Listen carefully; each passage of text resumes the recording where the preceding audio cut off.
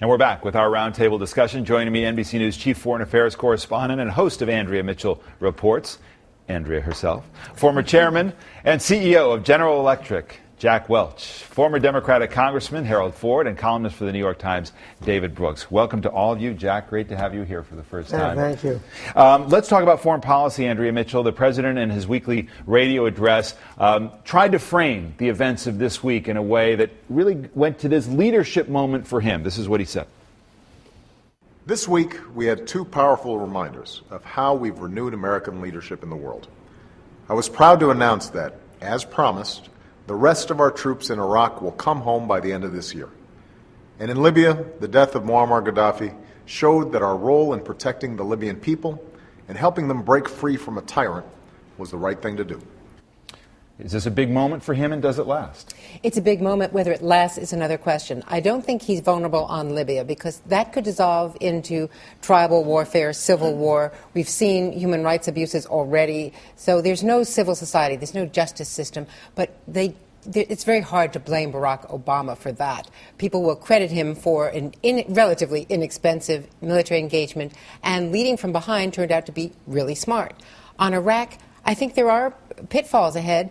He is correct that this was George Bush's timetable to get out. This was an agreement signed with the Iraqis. He can be criticized for failing to negotiate an extension, which the military did want. But at the same time, and if everything goes well in Iraq, I think this is a victory, and it's certainly appealing to the Democratic base. The problem will be if civil war erupts, then we cannot re-engage. We can't resupply and get back in. Jack Welch, as you well know, presidents can really affect foreign policy. Those are where the leadership moments are made. He can't do a whole lot about the economy right now, but he can certainly make a case about leadership around the world. But does it carry on into a campaign?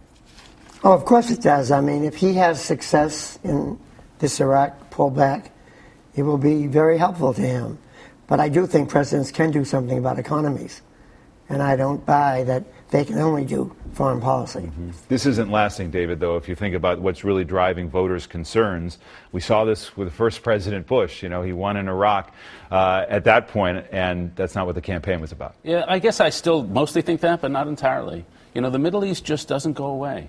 I had a briefing from a senior military person saying Iran is really no holds barred on their Iranian nuclear program. They're still a very aggressive regime. So I happen to think that there'll be some crisis before the next year. Some talk that the nuclear program may end up producing something by the next election. So I happen to think foreign policy will be much bigger than we think it is. It's interesting, Harold Ford, I mean, the allusion I made to in the question to Secretary Clinton about Republicans and their positioning on foreign policy. There's an isolationist streak in the Republican Party right now. And frankly, in these debates, there have been moments where Republicans have not come up very strong on foreign policy acumen. It cedes the ground, it appears to me, to a Democratic president to say, I'm the foreign policy leader here. He has been not only more effective, more assertive, and more forceful, I think, than even his chief primary opponent and now his Secretary of State thought he would be.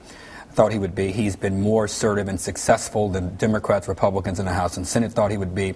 But I differ with David just a bit. I think all those successes we bragged about during the campaign, and rightly so. But at the end of the day, the plight of the American family in the Midwest and the Southwest and Northeast across the country, at the end of the day, that will determine whether or not he's reelected. These issues here, don't get me wrong, solidify him as commander-in-chief.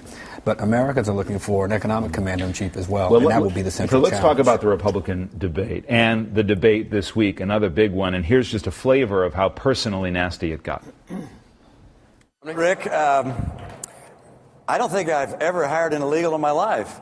And so I'm afraid I'm looking forward to finding your facts on that, because that just doesn't. I'll tell you what the facts are. Rick, again, you had them.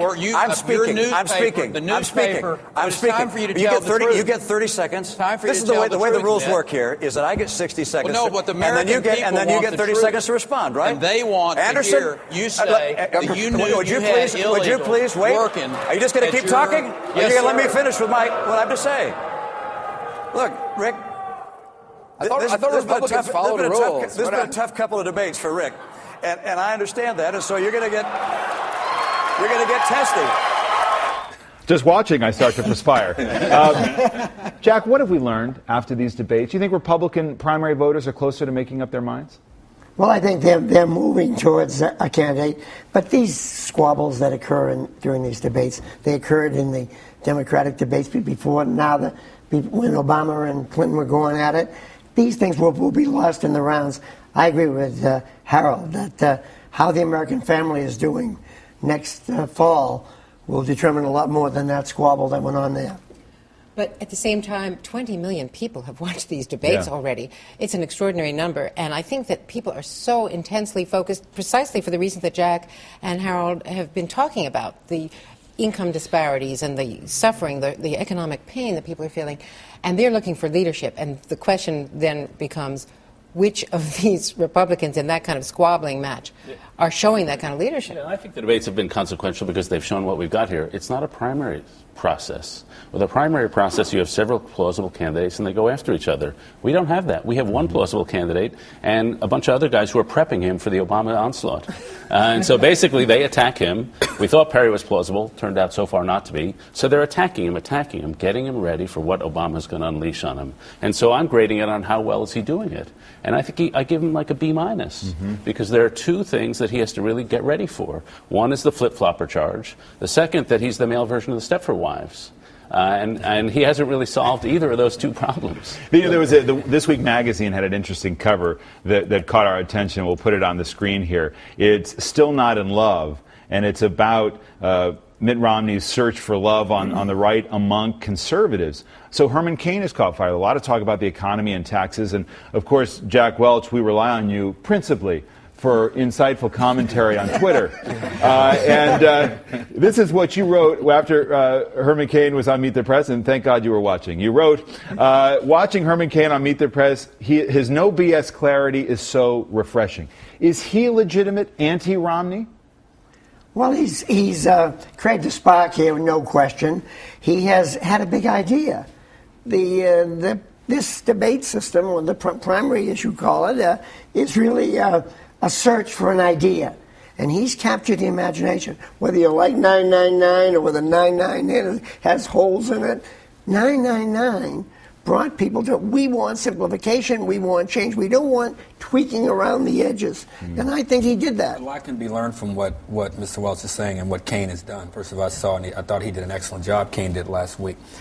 The president can learn something, and Romney can as well, or whomever the nominee will be. Simple, big, and bold. President Obama was like that in 2008, and people are wanting to see a result between now and 12. Two, there's so much positive happening out there, and Mr. Welch and I were in the back room talking about it, and the president's got to figure out how he begins to from a posture standpoint, project that confidence, project the strength of the country, and hopefully we find ourselves people wanting to employ people more, stimulating prosperity and growth in other parts of the economy, which will lead to job creation. You know, David, that's it, Harold. Yeah. Keep pushing that. But I took it from you. But David Brooks, this is an interesting poll that shows whom the American people blame for economic problems in the country. 78% blame Wall Street, 87% blame the federal government. One of the big questions that you've posed about President Obama is, can he run a conventionally liberal campaign, a populist campaign, tax the rich more, and prevail?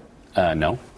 You know, the most important polling statistic in our lifetime is they ask people, do you trust government to do the right thing most of the time? Through the 50s, 60s, 70s, it was like 80% trusted government. Then that drops, Vietnam, Watergate, gets down to like 20% under Bush. Well, now it's down at a historic low point of 15%. So if you're a Democrat, the party of government, you can't run, I'm government, he's the market. You cannot run that campaign. You have to confuse that debate the way Bill Clinton did, the way Obama did in 2008 by being post-partisan. What I see Obama doing is being the liberal fighter over the last couple months, and that may help with the fundraising, but I do not see that winning. Well, one of the things that David was just pointing out about Mitt Romney, I mean, it's Barack Obama compared to what? And if Mitt Romney does become the nominee, Phil Rucker in the New York Times today is saying his problem is he's not connecting, still not connecting. He has layup shots and doesn't hit, can't take advantage of them. He is, boardroom cool versus living room warm, according to the New York Times. And that's a pretty good take on him. And I think that the problem that Romney still has with all this training in the debates is that he still doesn't get retail politics. Can I raise the big question, Jack, let me start with you, which is, at this point, does the president have to level with the American people and say, look, The conversation in Washington has stopped about jobs, about what government can do to somehow stimulate economic growth. We got to focus on other things. Maybe it's tax reform, but we can't do it at the moment. You disagreed with that earlier, saying he can do something about the economy. He can do a lot about the economy. He could look at drilling for oil. He can, by himself, can drive that posture. He could put a moratorium on regulation until we got unemployment below a certain level. He could do it, and he could, most importantly, change the posture. Everything we do in this administration is more punitive than it is incentivized. Let me give you a perfect example. Let's take the jobs bill. They put in there Section 371. That is an ability to sue for unemployed people who are out looking for a job, to sue for $300,000, for example, if they hire Andrea, who has a job, and don't hire me, unemployed. It's crazy. They give a $4,000 incentive to hire an unemployed person. Then they give a $300,000 penalty if you happen to discriminate against an unemployed person. Come on, you've got to get the positive framework. And Harold Forbes was none other than Steve Jobs in the new biography by Walter Isaacson, who writes about him meeting with Obama. This is how the Huffington Post reported it. Jobs telling Obama, "You're headed for a one-term presidency," he said at their meeting, insisting that the administration needed to be more business-friendly. This is still the overhang they have to deal with. Look, their posture has been really bad. Their policies have not been nearly as bad. If you think about the beginning of his administration, people thought that he would pass card check. And there was great angst, concern, and anxiety in the business community, particularly the retail community. He didn't do it. Right. Well, he didn't do it. The congressman tried, but he didn't do it, and it didn't get done. Cars, banks, financial institutions. He's been great. The EPA regulations, he's backed off on. But the posture and the language and the rhetoric has been just too overheated. And to Mr. Welch's point, you can't incentivize the type of things that they incentivize in this bill. Two, you have huge balance sheets on the part of corporate America, meaning they're making money. You got to incentivize them. If the president is asked to use that money to stimulate job creation, there's a way to do it if you have some certainty around regulations and taxes. And two, you got 1.2, maybe 1.3 trillion sitting overseas. Allow that money to come back. With Occupy Wall Street, how does he take that? He's the president, Andrew. He's the president. We Democrats can't criticize Republicans for catering to the Tea Party and not say to our Democratic Party, you got to look beyond Occupy is willing to do what's in the best interest of the country. It's a short-term versus long-term problem. As Herman Cain understands, people are not only interested, where's my job tomorrow, what about my kid's economy?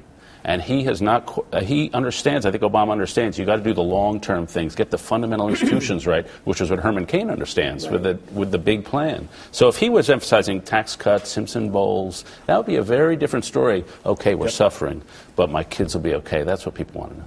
John? No, Simpson Bowles, dropping Simpson Bowles was a massive mistake. I mean, it's just a fundamental mistake. He could have coalesced around that. He could have got bypassed. We'd be discussing elements of Simpson Bowles today, and you could argue that from a much better point And of had view. he done that, he would have avoided what turned out to be the biggest single downturn in consumer confidence and confidence in the government, which was the debt But isn't it also debate. a challenge for Republicans? And David, you and I have talked about this before. You can't tax cut your way to prosperity. You've seen tax policy can affect economic growth either way. And yet we have income inequality in this country. You have frustration. You have anxiety. What does the Republican platform do to actually deal with that to create a new economy? Create jobs, unleash the economy. If you look at 1979 and 80, substitute Japan for China, substitute soft America for Malays. You got the same situation. We need a leadership model here that takes us to a new level, shows the greatness of our country, and takes on China the way we took on Japan and win the game. All right, go quickly. I still think that's insufficient. We had jobs in the 2000s, jobs in the 90s. We still had wage stagnation and inequality.